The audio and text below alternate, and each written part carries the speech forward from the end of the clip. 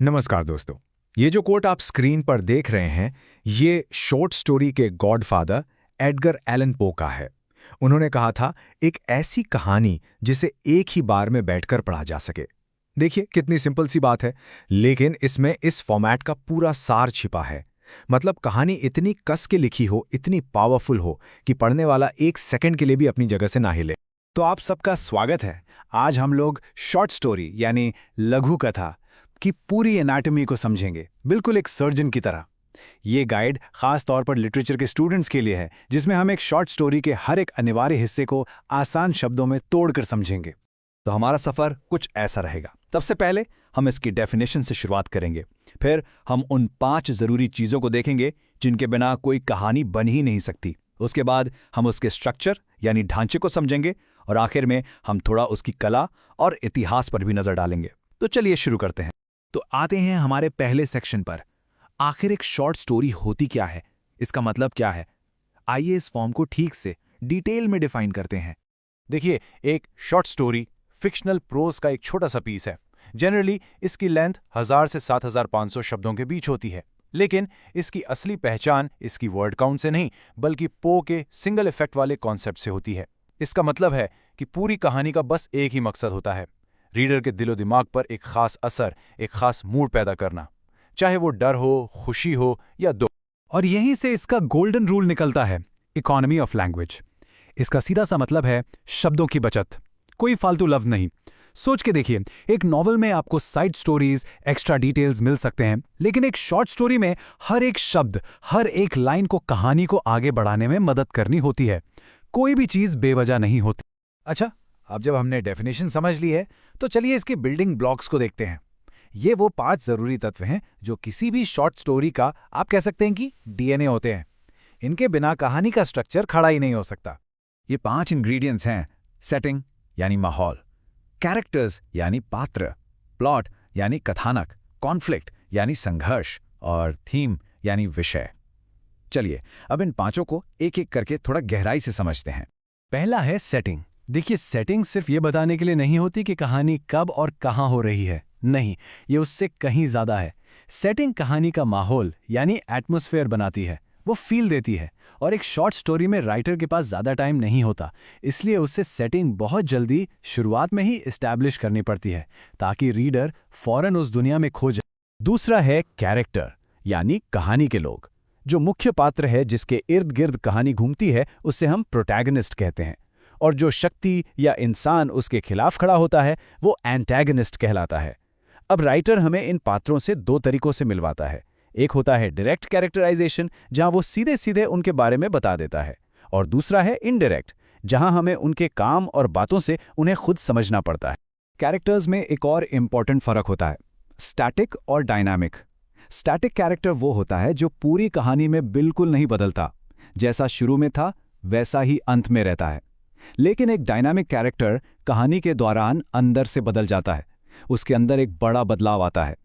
अक्सर कहानी का प्रोटैगनिस्ट डायनामिक ही होता है, क्योंकि उसका बदलाव ही तो कहानी का असली मकसद होता है। तीसरी जरूरी चीज है प्लॉट। प्लॉट को आप कहानी का स्केलेटन या ब्लूप्रिंट समझ सकते हैं। ये बस घटनाओं की एक लिस्ट नहीं है, ये कॉजली लिंक्ड इवेंट्स का एक सीक्वेंस है। इसका मतलब है कि हर घटना पिछली घटना का नतीजा होती है और अगली घटना की वजह बनती है। एक लॉजिक होता है, ये हुआ इसलिए वो हुआ। चौथा और शायद सबसे जरूरी एलिमेंट है कॉन्फ्लिक्ट यानी टकराव या संघर्ष। एक बात याद रखिए, नो कॉन्फ्लिक्ट नो स्टोरी। बिना संघर्ष के कोई कहानी हो ही नहीं सकती।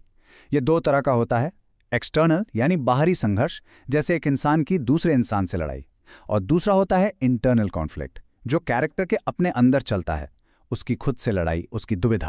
और 5वां इंग्रेडिएंट है थीम। थीम कहानी का सेंट्रल आइडिया है, वो गहरा मैसेज जो लेखक इंसानी जिंदगी के बारे में देना चाहता है।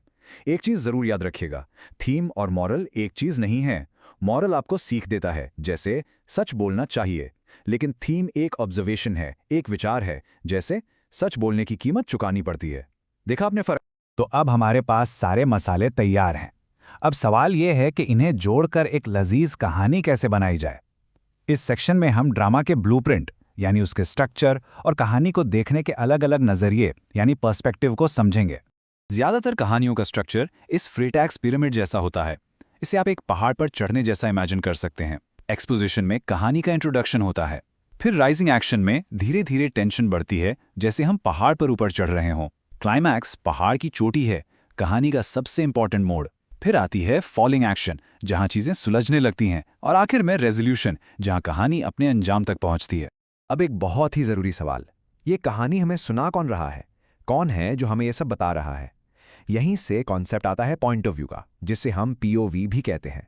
नरेटर का नजरिया ही तय करता है कि रीडर क्या देखेगा, क्या महसूस करेगा। मोटे तौर पर 3 तरह के POV होते हैं। फर्स्ट पर्सन में नरेटर मैं या आई का इस्तेमाल करता है।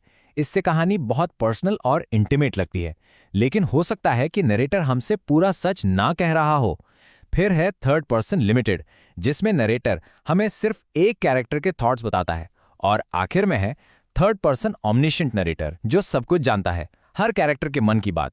उसका नजरिया बिल्कुल भगवान जैसा होता है। चलिए, अब हम अपने आखिरी सेक्शन में आ गए हैं। यहाँ हम शॉर्ट स्टोरी के इतिहास पर एक झलक डालेंगे और उन खास टेक्निक्स पर बात करेंगे जिन्हें लेखक अपनी कहानियों में जादू भरने के लिए इस्तेमाल करते हैं। शॉर्ट स्टोरी कोई नई चीज नहीं है, इसकी जड़ें बहुत पुरानी हैं, जब लोग आग के पास बैठकर एक दूसरे को कहानियां सुनाते थे। लेकिन 19th सेंचुरी में एडगर एलन पो और एंटन चेकॉफ जैसे मास्टर्स ने इसे एक सीरियस आर्ट फॉर्म बनाया। फिर 20th सेंचुरी में जेम्स जॉयस और अर्नेस्ट हेमिंग्वे जैसे लेखकों ने इसके लिखने के स्टाइल में ही क्रांति ला दी। ये हैं राइटर के कुछ सीक्रेट वेपन्स। सिंबलिज्म, जहां एक छोटी सी चीज किसी बड़े आइडिया को रिप्रेजेंट करती है, जैसे टूटा हुआ शीशा एक टूटे हुए रिश्ते का प्रतीक हो सकता है। फोरशैडोइंग, जहां लेखक आगे होने वाली घटना के हल्के फुल्के संकेत देता है। आयरनी, जब होता वो है जिसकी हमने बिल्कुल उम्मीद नहीं की थी। और इन मीडियास रेस, एक जबरदस्त टेक्निक जहां कहानी सीधे एक्शन के बीच से शुरू होती। तो इन सारी चीजों को समझने के बाद अब एक सवाल मैं आपसे पूछना चाहता हूं। आपके हिसाब से एक शॉर्ट स्टोरी का सबसे जरूरी हिस्सा कौन सा है? क्या वो कैरेक्टर है, प्लॉट है, या फिर थीम? इस पर जरूर सोचिए, क्योंकि इसका कोई एक सही जवाब नहीं है। ये एक ऐसी बहस है जो हमेशा चलती रहेगी। इस डिटेल में जानकारी को देखने के लिए आपका बहुत बहुत शुक्रिया। अगर आपको ये ब्रेकडाउन अपनी स्टडीज के लिए मददगार लगा, तो इस तरह के और कंटेंट के लिए चैनल को सब्सक्राइब करना ना भूलें। धन्यवाद।